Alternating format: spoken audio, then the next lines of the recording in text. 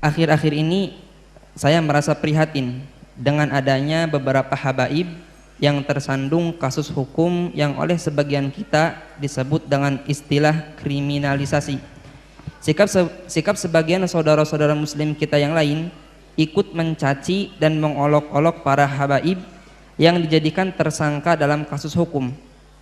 Mereka ikut mencaci dan mengolok dikarenakan para habaib tersebut dakwahnya dianggap keras dan kasar, serta dianggap berseberangan dengan kiai atau tokoh agama yang mereka ikuti. Bagaimana kita harus menyikapi keadaan ini? Bagaimana sikap kita jika seandainya ada perilaku seorang habib yang tidak kita sukai atau perilaku seorang habib yang melanggar agama? Habaib atau kaum asyraf sadah adalah orang-orang yang dipilih oleh Allah dengan nasab mulia, yaitu nasab sambung dengan baginda Nabi Muhammad SAW melalui Sayyidat Fatimah Zahra. Kalau memandang mereka, kita pandang dengan dua cara pandang. Sebagai manusia kita lihat mereka, beliau-beliau adalah manusia yang bisa bersalah. Tapi di sisi lain kita harus tetap melihat beliau adalah dzurriyyah Nabi SAW. Kalau mereka melakukan kesalahan, jangan sampai kita menjadikan merendahkan kehabaibannya. Naudzubillah. Kadang muncul kebencian di hati kita. Habib, habaib. Ini sudah ada muncul kebencian. Kalau dia salah, kita katakan salah sebagai manusia. Tapi jangan dihubung-hubungkan dengan istilah habaib. Karena kalau kita menyebut dengan nada merendahkan kalimat habaib, kita akan merendahkan sesuatu yang sambung dengan Nabi SAW. Kita tegur dia salah, tapi gak usah karena habaibnya tuh habaib, gak usah seperti itu. Seperti ada kebencian di hati kita dengan ahli bait Nabi, hati-hati, Nabi tidak akan menengok kita, tidak akan melihat kita.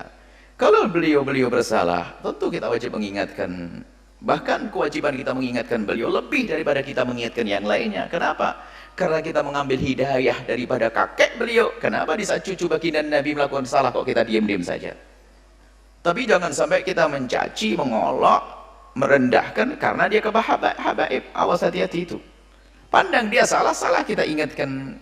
Kalau kesalahannya jangan ditiru, jelas itu. Tapi jangan sampai ada kesan habib tuh. Akhirnya kita merendahkan nasab mulia baginda Nabi SAW. Saat itu kita akan runtuh menjadi rendah. Pandang dengan dua cara pandang. Jika salah dia manusia, sesuai dengan prosedur bagaimana meluruskan kesalahan yang benar. Tentunya bukan dengan bermacam caci maki dan sebagainya. Kemudian jangan dihubung-hubungkan dengan masalah nasab tadi. Nasab mulia itu pilihan dari Allah. Nggak bisa, orang minta pun nggak bisa dapat. Itu sudah dipilih. Beliau-beliau punya nasab sambung kepada Rasulullah SAW. Jangan sampai kita merendahkan kehabaibannya itu. Berarti kalau kita merendahkan kehabaibannya, kita merendahkan nasab mulia. Hati-hati. Kalau salah-salah, kita tegur-tegur. Wajar, tapi tidak jangan dihubungkan masalah habaibnya kemuliaan itu. Dzurriyyah Nabi SAW adalah mulia. Waspadalah, kadang ini lihat, karena ada kedengki tersembunyi di hati kita. Kalau sudah habib lah gitu, habib. Bahkan sampai derajat mendustakan nasab, habib palsu. Tidak bisa, kalau nasabnya benar, tetap benar. Kita mengatakan palsu, malah masuk wilayah dosa lagi. Kalau masalah ada habib yang bersalah, ya tugas kita bagaimana? Sebagai pengikut Nabi yang mencintai Nabi, gimana perilaku kita dengan cucu Nabi? Apakah kita rela cucu Nabi melakukan kesalahan seperti itu?